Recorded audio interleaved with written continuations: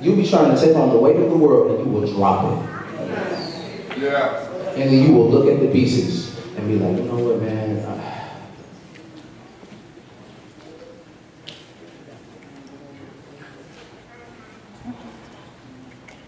But what I want you to understand is, in this text that was read, Jesus was fed.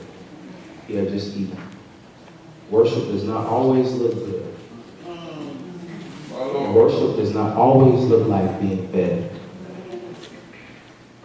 You can turn to it if you want to, but God showed me I was fed here and I was deprived here. Matthew 4, he had just eaten breakfast. Matter of fact, no. John 21:15-17, he had just eaten breakfast.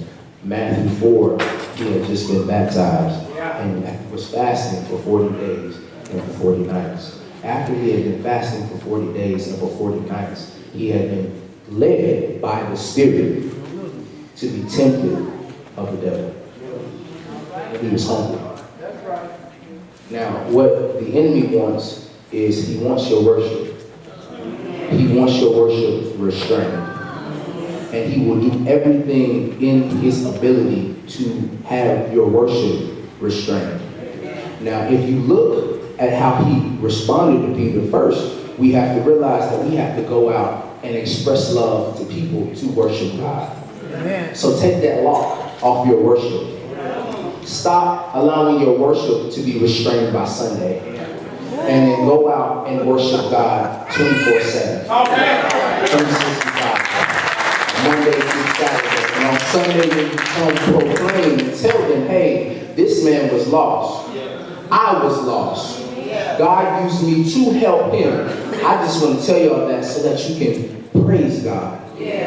So in Matthew 4, he's being led. Oftentimes now, I got this one memorized. I don't need to look at the scripture. I know the narrative. So we're looking, and I'm going to walk this ladder one more time to help you paint this picture. Now, is Jesus being led by the Spirit into the wilderness to be tempted of the devil. What I got from that first portion of text is that when you live a worship lifestyle, God, I'm worshiping you, but why does it look like things are getting more confusing? God, I'm worshiping you. Why do things look like they're getting bleak? God, I'm worshiping you, I'm praising you, I'm praying to you, then why are people dying? God, I'm worshiping you, but why is there no rhyme, reason, or organization in the place where you are bringing me to? I am being led by the Spirit in a dark place. What's going on? I don't get it. I prayed until my sweat was pouring from my face, but my mom died. That's all right. Why does it look like this? Come on. God will bring you to a place where when your worship is your worship for real, because worship will worship him in the valley. And on the mountaintop. Can I quote a famous theologian that we oftentimes, we look over and we gloss over, but Martin Luther King said, the true measure of a human being, the ultimate measure of a human being, is not where he or she stands during times of comfort and convenience, but during times of discomfort and unease. Jesus was in a place of unease. He had been fasting for 40 days. I never tried to fast for a day. It didn't just say 40 days, it said 40 days and 40 nights. You saying, I'm about to fast, I'm about to break my fast at night. No, Jesus said, you know what? And the enemy tempted him, he said, if, it's a big word, if you be the Son of God, turn these stones into bread. See, before that, it said that Jesus was hungry. In Matthew, he's hungry. In John, he's fed. Worship doesn't always look like being fed. Worship sometimes looks like being hungry. If you be the Son of God, turn these stones into bread. Now, this is what he was trying to do. Compromise your worship. I know you've been fasting. Obviously fasting now for the youth. This is what I want to break down. I don't know where the youth are, but I'm going to say this anyways, because oftentimes when we use language in the church, we say it without giving understanding. Yeah. And I want to give you understanding. Fasting is feeding your spirit. Fasting. Now this is an analogy that was given to me. 2 dogs. In yourself, you have a flesh and a spirit. Yes. The one you feed is the one that will become stronger. Yes. You want to feed your spirit. Yes. Your spirit is what brings you closer to God. Yes. 2 dogs, 2 pit bulls. Michael Vick. Too soon? Too soon. Too soon. All right. 2 dogs. I have 1 steak. I asked, which dog will win? I give the steak to the right dog. The dog on my right. Which dog wins? Really? Which one wins? Theoretically, the one on the right wins because it has been fed and nourished. It has received the calcium, the protein, the vitamin A from the meat and has become stronger. So if I take these 2 dogs out and they fight, the one I have fed is theoretically the stronger one. Now your spirit, this is a definite thing. You feed your spirit, the Lord does not fail. You feed your spirit, and the Lord is faithful. It's not. See, now this is the thing. Jesus was depriving his flesh to feed his spirit. Jesus, when in the life of Jesus, Jesus says, I'm looking for the real worshipers. Those who will worship me in spirit and in truth. So Jesus fed his spirit so that he could properly worship God.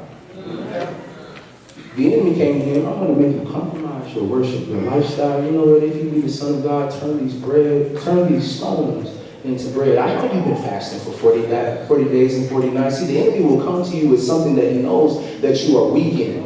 And this is why you need to prepare your spirit. This is why you need to get into your word. This is why you need to express your love towards God. Because when you express your love towards God, love is meant to be reciprocated. Meaning that when you express your love, you don't got to worry about him expressing his love back because he expressed his love first. Before he got to that point in the wilderness, God had opened the heavens. The Holy Spirit had descended like a dove. He had knelt down and God had said, this is my son who I am well pleased. Jesus did not work for validation, he worked from it. Jesus had not worked for validation, he worked from it. If you be the Son of God, if.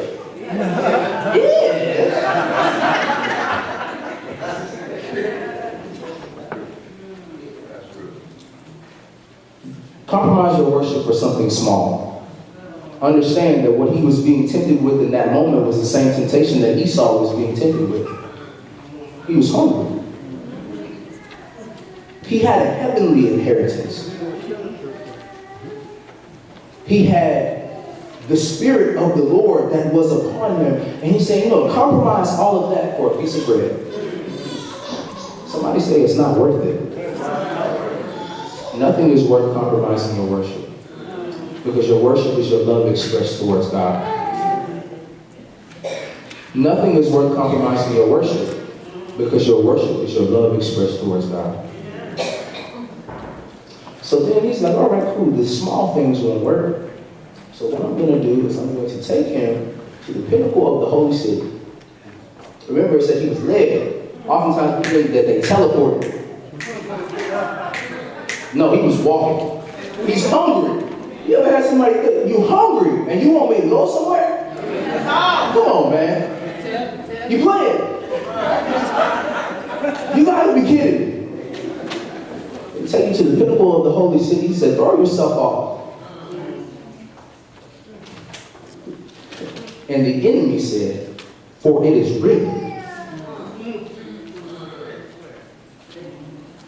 For it is written, the angels will catch you so that you will not dash your foot upon a stone. Now that's Psalms. It's written somewhere. This is not a joke. The enemy knows your word. Remember, he used to be an angel. So it doesn't just do good to have the word. It got to be written on your heart. And you got to work that thing. Because when Jesus, I bet Jesus laughed, man. Why would you want him to throw himself off so that he would be finally saved? Oftentimes when you have power and you have influence, what the enemy, because you have been given power through the Holy Spirit. Understand that. You are not powerless. Understand. Jesus, God, the Trinitarian being, is your source. He is your power source. In your weakness, his strength is made perfect. In your weakness, you don't remember nothing else. When you go throughout life, you be feeling down. Remember, worship